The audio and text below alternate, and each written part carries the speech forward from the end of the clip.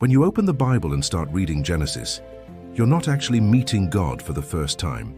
You're meeting someone who's been waiting to tell you his story all along. Someone who walked among your ancestors. Someone who spoke from burning bushes, who wrestled with patriarchs, who led armies and healed the sick. Someone who was always there, orchestrating redemption before time itself existed. His name is Jesus Christ, and this is his story.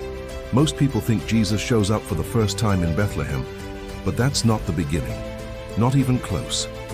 To understand Jesus, we have to go back further. We have to go back to when there was nothing. When God spoke creation into existence, light, sky, land, plants, animals, and finally humanity made in his image. In that moment, when God breathed life into Adam, Jesus was there. He didn't just witness it, he was the power behind it. Colossians tells us that by him, through him, and for him, all things were created and sustained. Jesus didn't start his story in Nazareth. He started it before the world began. But here's where it gets epic. Adam and Eve sinned. They broke the only rule God gave them. And in that moment, everything changed. Death entered the world. Humanity was cut off from God's presence forever. But something remarkable happened in that darkness. God made a promise.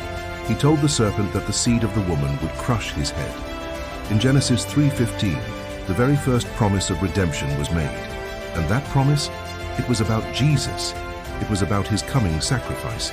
It was the first domino in a story that would take thousands of years.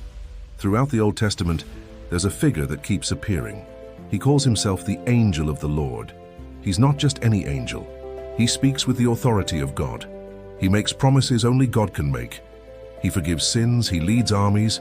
This angel of the Lord is Jesus Christ himself, appearing in the Old Testament before his incarnation. Think about Abraham. When he was about to sacrifice his son Isaac, it was the angel of the Lord who stopped him. And this angel said, "Now I know that you fear God because you have not withheld your son, your only son, from me." God provided a lamb instead. It was a foreshadowing, a picture, a promise of what God himself would do thousands of years later. Then there was Moses. At the burning bush, Moses encountered the angel of the Lord in flames of fire. Moses was terrified. He took off his sandals because he was standing on holy ground.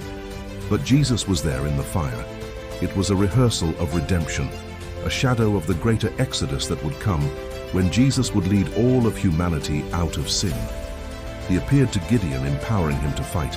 He appeared to Joshua as the commander of the Lord's army at Jericho.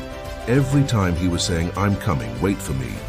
But Jesus knew simply appearing wasn't enough. They needed a law and prophets.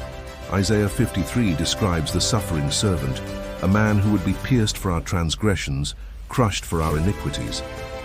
And then came the moment everything changed. Mary, a young woman in Nazareth, was visited by the angel Gabriel. The one who had been appearing as the angel of the Lord for thousands of years was now going to become human. The infinite God became a baby. Jesus was born. God became flesh. He dwelt among us. And when he walked on earth, he didn't hide who he was. He healed diseases with a word. He walked on water. He commanded demons, and they obeyed him. He said, "Before Abraham was, I am."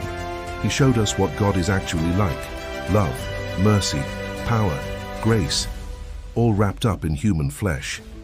But humanity had to choose. They rejected him. On a Friday outside Jerusalem, Jesus was crucified. In that moment, Jesus did what only he could do.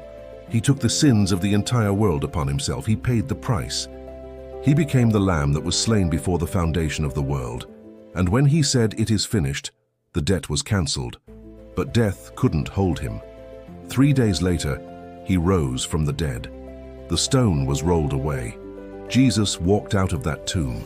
He ascended into heaven, back to the right hand of God the Father, where he now sits as King of Kings and Lord of Lords. But his story isn't over. One day he will return. The sky will open, the trumpet will sound, every eye will see him. He will establish his eternal kingdom. No more death, no more tears, just the presence of God, just Jesus. The angel of the Lord is Jesus Christ, and he has invited you into his eternal story. The question is, will you answer the call?